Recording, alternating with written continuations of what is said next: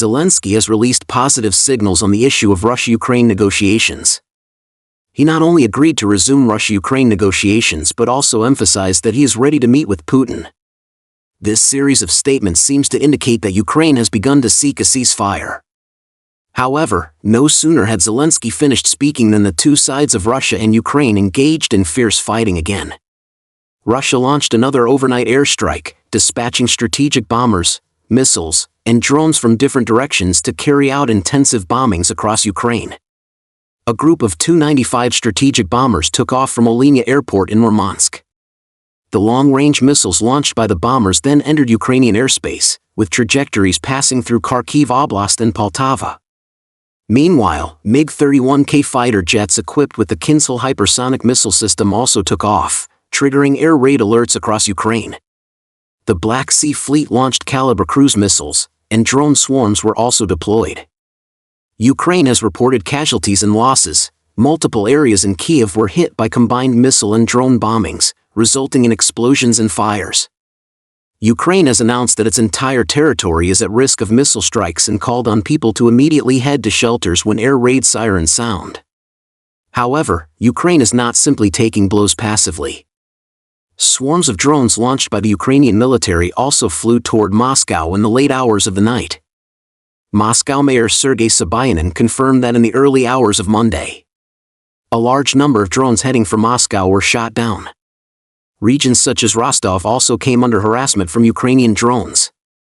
The Russian side claims that Ukraine has significantly stepped up its drone attack operations over the past week, with Russian forces having to intercept large batches of drone swarms almost every day. Moreover, the paths of Ukrainian drone attacks are increasingly targeting Moscow, which has brought enormous pressure on Russia. It is evident that the airspace from Ukraine to Russia continues to see a scene of bombers, missiles, and drones flying everywhere, which is highly inconsistent with the positive signals just sent by both Russia and Ukraine regarding ceasefire negotiations. In fact, Russia has already responded positively to Ukraine's negotiation signals, and the two sides may soon hold a new round of talks. However, the Kremlin has also emphasized that Russia will continue to pursue its goals. Clearly, Russia does not trust Ukraine at present.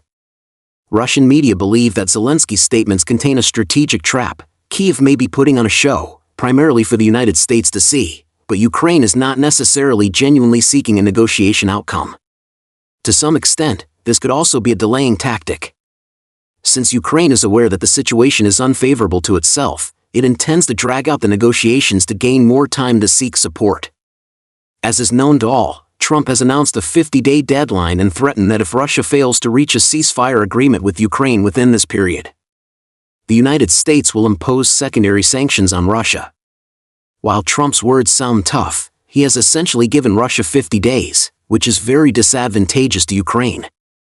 It should be noted that Russia is currently massing troops and preparing to launch a summer offensive. If Ukraine cannot hold on through these 50 days, no one knows what state Ukraine will be in once the deadline passes. Therefore, what Zelensky wants most right now is to buy time.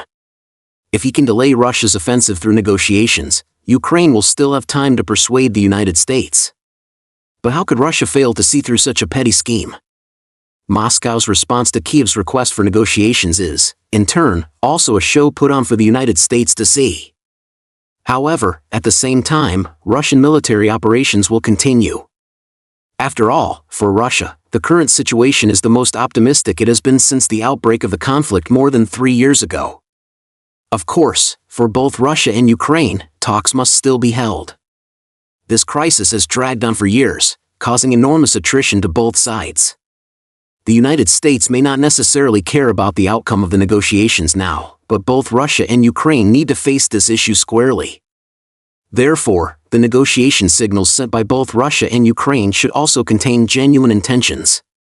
It's just that how many results can be achieved will depend on the extent to which the two sides can bridge their differences.